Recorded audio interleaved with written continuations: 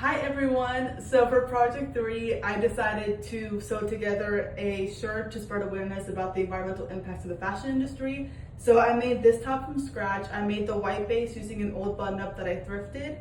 And I added these patches. This fabric is leftover fabric from past sewing projects I've done. And I incorporated a nature element to spread awareness about the beauty of nature and how we need to preserve it by shopping greener, shopping secondhand, and not shopping from fast fashion.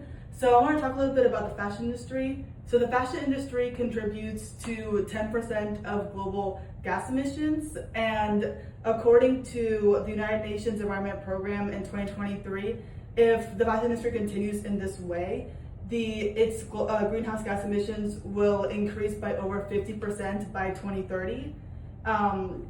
And then it also, according to the BBC, in 2022, producing just one t-shirt consumes the equivalent of 5,000 water bottles. So the fashion industry is very harmful for air pollution, also harmful for water usage, and of course a lot of these clothes do end up in landfills, so it's bad for our land pollution.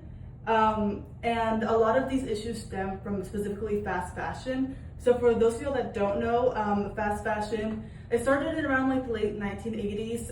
It actually started with the fast fashion company Zara.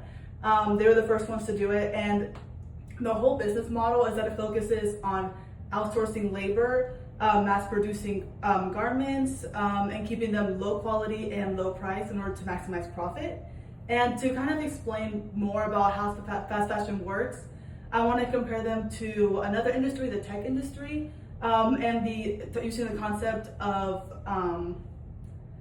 planned obsolescence. So if we look at a major company like Apple, they incorporate this strategy of planned obsolescence a lot. So according to the BBC in 2017, Apple was accused of basically slowing down their older iPhone models to allegedly get people to buy the newer models year after year. And Apple claims this because the lithium-ion batteries in the phones would degrade as the phone aged, and that would cause the phone to unexpectedly shut down.